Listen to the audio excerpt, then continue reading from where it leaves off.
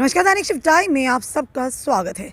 एक बड़ा खुलासा जो बड़ा ही चर्चित जो मर्डर केस था, यानी कि श्रद्धा हत्याकांड, जो कि दिल्ली से हुआ था। और बताना चाहेंगे आपको, आफ्ताब पूनेवाला ने जो कबूलनामा किया है, आप उसे सुनकर सन्न रह जाएंगे। यानी अगर आप सुनेंगे आपके होश उड़ जाएंगे, आपके पैरों तले ज़मीन निकल जाएगी। वो आफ्ताब जी ने बड़ी बेरहमी से श्रद्धा को 35 टुकड़ों में काटा, उसके बाद दिल्ली के अलग अलग जगहों पर उसे फेंका। और उससे भी बड़ा खुलासा जो भी हुआ है कि आरी से काटा, हड्डियों को जलाकर उसे पीस कर उसका पाउडर बनाया। पूरी बात क्या है कि किस तरह से कबूलनामा किया और क्या क्या इसमें और खुलासे हुए हैं जो कि आफ्ताब पूनेवाला ने किया, बताना चाहेंगे। दिल्ली के बहुचर्चित मर्डर केस यानी कि श्रद्धा हत्याकांड मामले में जो आरोपी आफ्ताब पूनावाला था, उनका कबूलनामा सामने आया है। दिल्ली पुलिस की चार्जशीट में आफ्ताब ने कबूलनामे में कई बेहद सनसनीखेज खुलासे किए जो वाकई कहीं ना कहीं आपको सुनकर आप सन्न रह जाएंगे। और बताना चाहेंगे आपको आफ्ताब का कबूलनामा, आप सुनिए पूरी ध्यान से। आफ्ताब ने अपने कबूलनामे में लिखा, मैं श्रद्धा को लेकर बेहद पॉजिटिव था, जिसके चलते उसके साथ अक्सर मारपीट कर देता था, जिसकी शिकायत उसने मुंबई पुलिस में भी की थी। हम दोनों ने रिश्ते को एक बार फिर से सुधरने का मौका दिया, जिसके चलते उन्होंने एक ट्रिप का योजना बनाई, यानी प्लान किया। और उन्होंने बताया, आफ्ताब ने जो चार्जशीट के मुताबिक लिखा गया है कि हम 28 और 29 यानी मार्च 2022 को मुंबई से निकले और हरिद्वार पहुंचे। वहां से ऋषिकेश, देहरादून, मसूरी, मनाली और चंडीगढ़ घूमते हुए पार्वती वैली पहुंचे और जहां बद्री नाम के एक लड़के से मिले। उसने हमें बुलाया। 5 मई 2022 को हम बद्री के घर छतरपुर पहाड़ी पहुंचे। हम उसके घर पर करीबन 10 दिन तक रहे और जब वहां पर हमारे झगड़े हुए तो बद्री ने भी परेशान होकर उस 16 मई को हमें घर से बाहर निकाल दिया। यानी उसके बाद बताना चाहेंगे, जब बद्री के घर 10 दिन रहे और वहाँ पर भी हमारे झगड़ों को देखकर तंग आकर बद्री ने हमें घर से बाहर निकाल दिया। और 16 मई को हम दोनों एक ब्रोकर के ज़रिए मकान नंबर 93 गली नंबर 1 60 फुट रोड छतरपुर पहाड़ी स्थित अपार्टमेंट के फर्स्ट फ्लोर पर रहने लगे। साथ ही साथ खर्चे के पैसे पर गाली गलोच, यानी जब उन्होंने श्रद्धा को कहा कि तुम भी खर्चे में थोड़ा हिस्सेदारी देना, तो उस पर गाली गलोच हुई। आफ्ताब ने आगे बताया, 18 मई की शाम करीब 6 बजे हमारा झगड़ा हुआ तो मैंने उसे आधा खर्च देने को कहा तो वो गाली देने लगी। उसके बाद उसने यानी झगड़ने और गाली देने की आदत से हमेशा मैं परेशान हो गया और छुटकारा पाना चाहता था और उसी के चलते उसका गला तब तक दबाता रहा जब तक उसकी जान नहीं निकल गई। उसकी लाश बाथरूम में छिपा दी। लाश को ठिकाने लगाने के लिए शरीर के छोटे छोटे किसी यानी कि टुकड़े किए और किसी ब्रीफकेस में डालकर फेंकने की प्लानिंग की।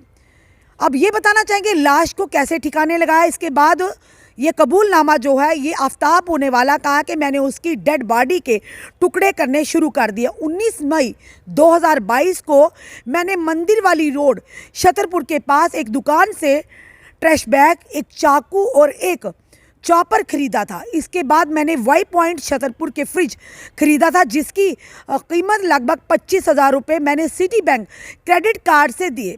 शाम को मैंने डेड बॉडी के दोनों पैरों को एंकल से काट कर उनको ट्रैश बैग में डालकर वहां पैक किया था और काटे हुए बॉडी पार्ट्स को खरीदे हुए फ्रिज में रख दिया। बॉडी पार्ट्स को काटने के बाद फैले खून को साफ करने के लिए मैंने ऑनलाइन केमिकल्स भी मंगाए।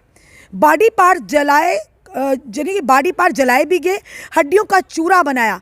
पुलिस की चार्जशीट के मुताबिक आगे उन्होंने कहा, मैंने लाश को टुकड़ों को पेट्रोल से जलाया और कई हड्डियों को ग्राइंडर में पीसकर उसके पाउडर को यानी 100 फुटा सड़क पर डाल दिया था।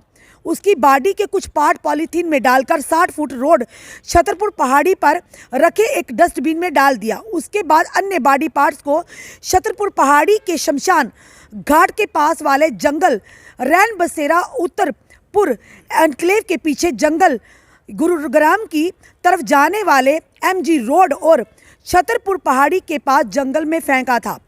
इनमें कई को सबूत खत्म करने के मकसद से पेट्रोल डालकर जला दिया गया। वारदात के करीब 3-4 महीनों बाद उसके फिर सिर से छतरपुर एनक्लेव के जंगल में फेंक दिया।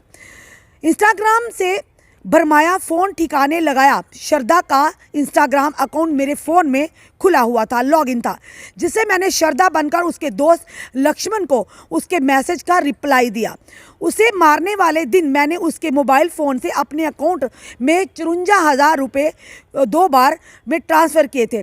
फिर जून के पहले हफ्ते में अपने वसी वाले किराए के मकान से सामान लाने गया और फिर वापिस छतरपुर पहाड़ी वाले फ्लैट में आ गया। महाराष्ट्र पुलिस ने मुझे श्रद्धा के बारे में पूछताछ करने बुलाया और साथ ही साथ तब मैंने एक नया फ़ोन खरीदा। मैंने अभी तक जो भी बताया वह मैं आपके साथ चलकर उसकी पुष्टि कर सकता हूं और उन औजारों जिससे मैंने श्रद्धा के बॉडी पार्ट्स को काटा तो उसे जुड़े और भी सबूत दे सकता हूं। उसका मोबाइल मैंने एक डिब्बे में डालकर मीरा भाईंदर की खाड़ी में चलती ट्रेन से सबूत यानी नीचे फेंक दिया था। सबूतों को मिटाया। मुझसे गलती हो गई है, मुझे माफ़ कर दीजिएगा। ये कबूलनामा था आफ्ताब पूनावाला का, जिसने बड़ी बेरहमी से श्रद्धा के 35 टुकड़े किए। और जो कबूलनामे में खुलासा हुआ, वाकई जब हमने ये चीज़ पढ़ी तो हमें भी कहीं ना कहीं सन हो गए। यानी जिस लड़की ने उस व्यक्ति के साथ अपना जीवन व्यतीत करना चाहा, खुशहाल रहने ज़िंदगी के लिए, अपने माता पिता का विरोध किया, पर उसी के चलते उस व्यक्ति ने उसे किस तरह से मौत दी, यानी मौत भी दी, एक ऐसी दर्दनाक मौत दी जो कि हम भी अगर सुनते हैं, आप भी सुन रहे हैं, तो आपके रोंगटे खड़े हो जाएंगे। यानी मरने के बाद भी कई हजार मौतें उसने श्रद्धा को मारा। यानी बॉडी पार्ट्स को इस कदर काटने के बाद उसे जलाया, उसका पाउडर बनाया। सबसे पहले उन एंकल से उनके पैरों को अलग किया, फिर सिर को अलग किया। यानी कोई किस तरह से इतनी घिनौनी और दरिंदगी कर सकता है। यानी इंसान के वेश में आप भेड़िए हैं, इंसान के वेश में आप दरिंदे हैं।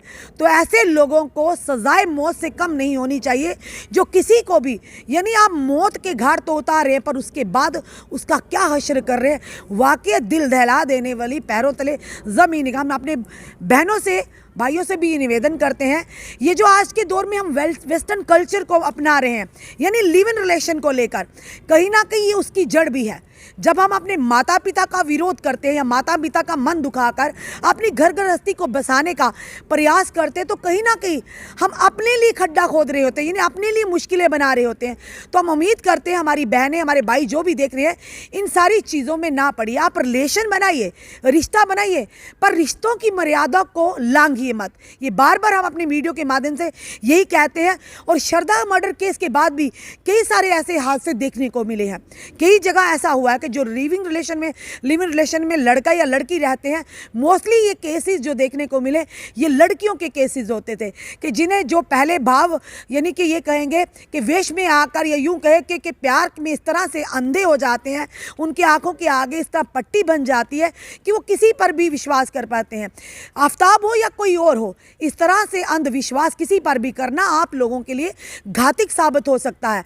तो ज़रूर कोशिश कीजिए, आप रिश्ते बनाइए। रिश्तों में कोई गलती नहीं, कोई गुनाह नहीं बनाना, पर रिश्तों की मर्यादाओं को ना लांघिए। जब आप रिश्तों की मर्यादाओं को लांघेंगे तो आपके साथ कुछ भी हो सकता है। तो इसीलिए ये आप तक ये स्टोरी लाना बहुत ही अनिवार्य था, कि ये सीख थी कि किसी पर भी, चाहे कोई भी हो, इतनी जल्दी पूरी तरह से विश्वास करना, और अपने माता पिता जिन्होंने आपको 20 साल, 25 साल या 26 साल, 21 साल आपको पाल पोस कर इतना बड़ा कि आप पलक भर में आप उन्हें भूल जाते हैं कि हम जिन माता पिता ने पाल पोस का बड़ा किया, आज आपके कौन हैं।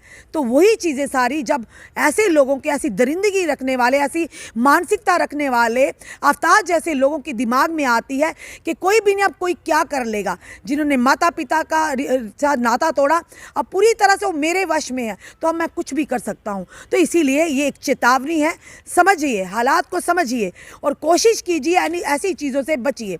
और माता पिता कभी भी अपने बच्चों का, चाहे बेटा हो बेटी, उनका बुरा नहीं चाहते हैं। तो आज श्रद्धा, कल कोई और, इसीलिए संभलिए, सतर्क रहिए। अपने कमेंट, अपने सुझाव हमें ज़रूर दीजिए। इस वीडियो को जितना हो सके शेयर कीजिए। जुड़े रहिए हमारे साथ अगले अपडेट के लिए। जय हिंद, जय भारत।